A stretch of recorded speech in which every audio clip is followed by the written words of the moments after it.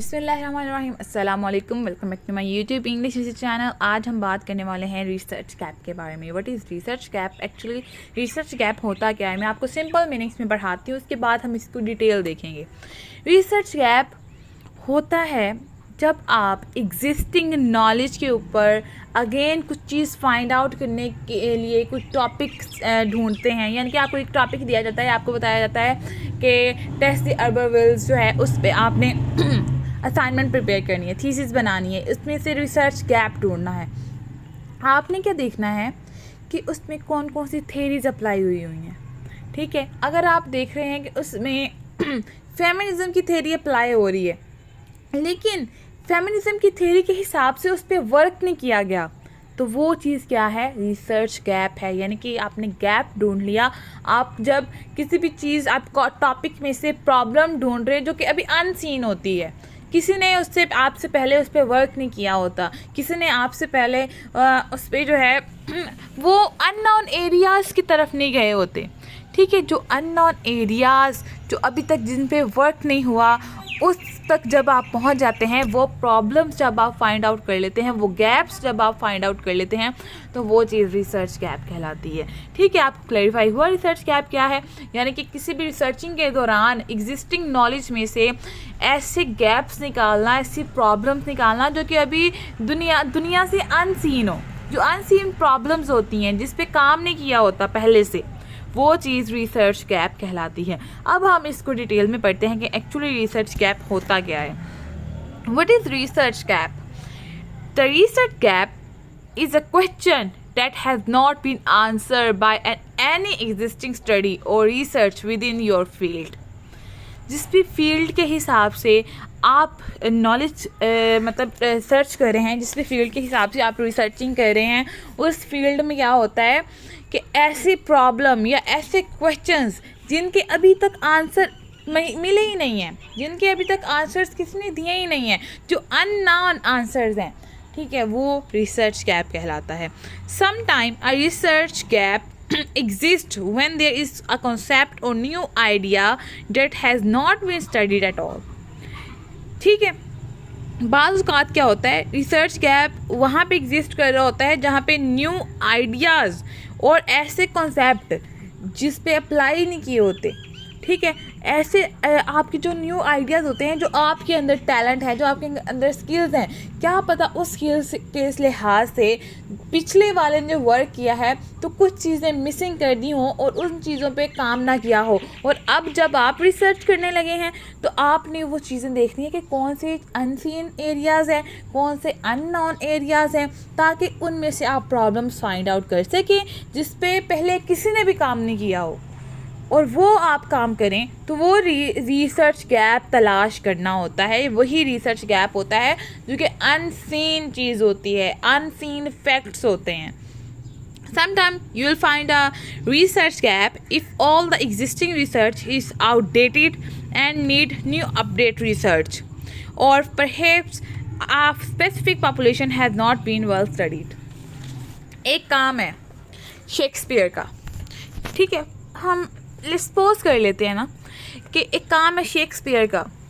उस काम पे जो आपकी पिछली जनरेशन है उसने काम तो किया है, लेकिन अब जो नेक्स्ट जनरेशन आई है उसने उसका काम किया हुआ पढ़ा है, तो उसको काफ़ी फॉल्ट्स नज़र आए हैं, कुछ ऐसे मिसिंग एरियाज़ नज़र आए हैं कि जिस पे काम नहीं हुआ, क्योंकि हर जनरेशन के सोचने का जो है तरीका अलग है।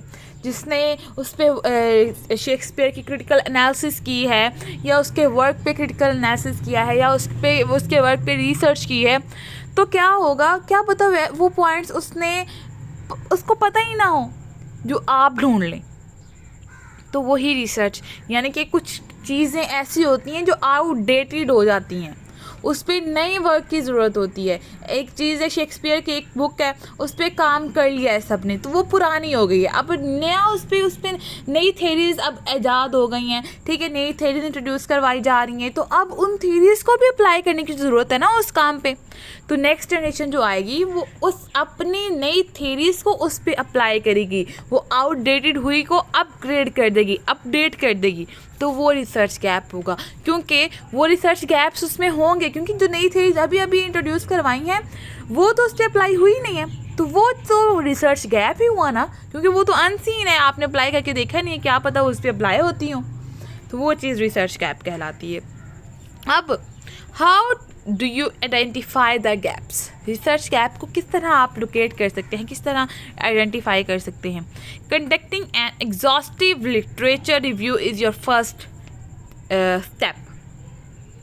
ये एग्जॉस्ट कर देने वाला स्टेप है कि गैप्स तलाश करना। बड़ी मुश्किल होती है कि गैप्स किस तरह तलाश किए जाएं, क्या को आपको पूरा टेक्स्ट पढ़ना पड़ता है, फिर आपको पता चलता है इसमें कौन सी चीज़ें मिसिंग हैं। ये थका देने वाला काम है कि आप पहले रिव्यू करें पूरे टेक्स्ट का कि क्या क्या चीज़ें, कौन सी थ्योरी इस पे अप्लाई हुई है, कौन सा वर्क इस पे हुआ है, और फिर उसके बाद जाके आपको पता चलेगा कि कौन सी चीज़ें हैं जो इसमें मिसिंग है, और समटाइम हमें वो भी पता नहीं चलती। As you search for journal article, you will need to read critically across the literature bridge to identify these gaps. आपको क्रिटिकली जज करने की, क्रिटिकली टेक्स्ट को एनालाइज करने की, रीड करने की ज़रूरत होती है जब आप गैप्स तलाश करते हैं, क्योंकि ऐसे गैप्स नहीं मिल जाते। आपको हर लाइन को क्रिटिकली पढ़ना पड़ता है। आपको ये बड़ा थका देने वाला प्रोसेस है, गैप्स तलाश करना, प्रॉब्लम्स तलाश करना। Your goal should be to find a space or opening for contributing to new research. आपका एम क्या होना चाहिए, आपका गोल क्या होना चाहिए कि आपने एक जगह तलाश करनी है, आपने एक स्पेस, दो लफ्ज़ है ना, उनके दरमियान स्पेस तलाश करनी है। वो स्पेस क्या हो सकता है, ऐसा लफ्ज़ जिस पे अभी तक काम ना हुआ हो, वो एक मेन पॉइंट हो सकता है जिस पे क्या पता पहले थ्योरी उस पर उसी वर्ड के थ्रू उस पर थ्योरी अप्लाई हो रही हो, लेकिन किसी ने की ना हो। तो हर वर्ड को, हर चीज़ को, हर लफ्ज़ को आपको पढ़ना लाजमी है। आपने स्पेसिस तलाश करनी होती है कि कौन सी ऐसे अल्फाज हैं, कौन सी ऐसी जगह हैं, कौन सी ऐसी थ्योरीज हैं जो अभी तक इस पर अप्लाई नहीं हुई, कौन सी ऐसी लिटरेरी डिवाइसेस है जो अभी तक अनसीन है, लोगों ने अभी तक इंट्रोड्यूस ही नहीं करवाई इस सब्जेक्ट से related. You may want to look for research that approach the subject from various method, qualitative, quantitative और मिक्स्ड मेथड। आपको फिर टेक्स्ट पढ़ने के लिए बहुत ज़्यादा मेथड्स की ज़रूरत पड़ती है। वो क्वालिटी के हिसाब से भी हो सकता है, वो क्वांटिटी के हिसाब से भी हो सकता है, और मिक्स्ड मेथड, इन दोनों को मिक्स करके भी अप्लाई किए जा सकते हैं। और बहुत ज़्यादा और भी मेथड्स हैं जो आपको रिसर्चिंग के दौरान अप्लाई करने होते हैं। ठीक है, इस तरह जब आप मेथड्स मुख्तलिफ तरीके से अप्लाई करके, क्रिटिकली टेक्स्ट को रीड आउट करके, गैप्स तलाश करके, स्पेसिस तलाश करके जब आप किसी चीज़ को पढ़ते हैं, तभी आप आइडेंटिफाई कर सकते हैं कि गैप कहाँ है, प्रॉब्लम क्या है, किधर पाई जाती है, किधर एग्जिस्ट करती है, इसमें स्पेस किस साइड पे है, और कौन सी चीज़ें हैं जो अभी अप्लाई नहीं हुई, जो अनसीन है। आपको आपकी क्रिटिकल एनालिसिस, क्रिटिकल रीडिंग आपको अननोन एरिया की तरफ लेके जाती है जो अभी तक वर्ल्ड को इंट्रोड्यूस ही नहीं करवाई गई। अब थर्ड थिंग है कि where can you locate research gap. As you begin to gather the literature, you will want to read for what has critically and has not been learned from the research. आपको सबसे पहले ये जानना होगा, जब आप लिटरेचर के एक बंदे हैं, ठीक है, लिटरेचर पढ़ रहे हैं, तो आपको ये जानना होगा कि किस चीज़ को किसने क्रिटिकली पढ़ा है, किस चीज़ को किसने क्रिटिकली नहीं रीड आउट किया।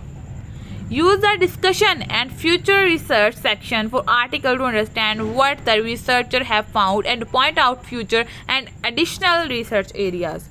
जब आप उसको पढ़ते हैं, लिटरेचर को क्रिटिकली पढ़ते हैं, किसी भी एक लिटरेचर का पीस उठा लें, उसको जब आपने पढ़ना है तो फिर आपने पॉइंट आउट करना है कि कौन सी चीज़ें हैं जो अभी तक इंट्रोड्यूस ही नहीं हो सकी, और आपने उस चीज़ों को फाइंड आउट किया है, वो चीज़ें आपको कहाँ मिली और फ्यूचर में वो किस तरह हेल्पफुल हो सकती हैं। और फ्यूचर में एडिशनल रिसर्च आप उसमें क्या करते हैं, क्रिटिकल जब एनालिसिस करते हैं तो वो और चीज़ें ऐड करते हैं फ्यूचर के लिए, क्योंकि जब हमारी आने वाले नेक्स्ट जनरेशन उस पर रिसर्च करेगी तो वो नई थेरीज़ के साथ, नई सोच के साथ, नई आइडियाज़, नई थॉट्स के साथ और नई फ़िलासफ़ीज़, नई हर चीज़ नई के साथ वो रिसर्च करेगी। फिर आप क्रिटिकल क्वेश्चंस करें कि ये चीज़ उस चीज़ का हिस्टोरिकल पॉइंट आउट करें, यानी कि हिस्टोरिकल कॉन्टेक्स्ट जब देखेंगे ना आप, तो आपको बहुत चीज़ें पता चलेंगी कि अच्छा ये इस हिस्ट्री से बिलोंग करता था राइटर, इसके एज में ये हुआ था, ये इसकी रेवोल्यूशनरी एज थी, इस एज में कौन से वर्क हुए थे,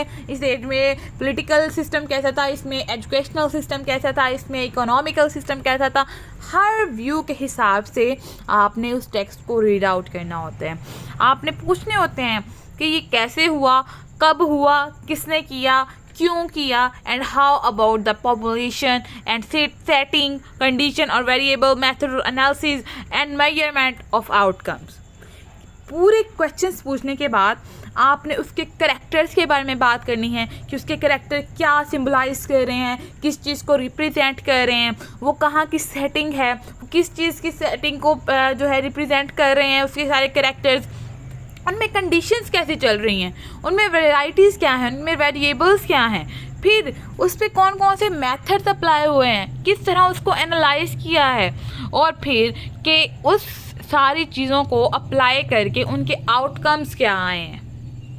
ये होता है रिसर्च गैप। यहाँ पे रिसर्च गैप आपको मिल सकता है। Consider has not been explored in the study and what may be a possible gap or opening for your potential research and contribution to the topic। किसी चीज़ को आप सपोज नहीं कर सकते कि शायद इस पर फेमिनिज्म थ्योरी अप्लाई होगी, ठीक है, इसमें होती होगी, क्या पता होती हो, नहीं, कंसिडरेशन यहाँ पे नहीं इस्तेमाल होती। जो गैप्स होते हैं वो ऑब्जेक्टिव्स होते हैं, ठीक है, वो प्रॉब्लम्स होती हैं जिनका सल्यूशन आपने देना होता है, वो आंसर्स क्वेश्चंस होते हैं जिनके आंसर्स आपने देने होते हैं। इसमें कंसिडरेशंस नहीं होती, आपने इसमें रियल फैक्चुअल कंट्रीब्यूशन देनी होती है उस टॉपिक के ऊपर।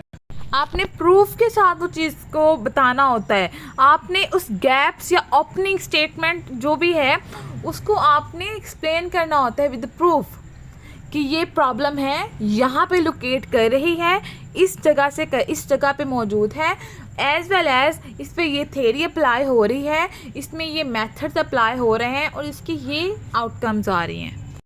यही जो मेथड्स होते हैं यही आपको हेल्प आउट करते हैं to identify what areas may be missing in the research.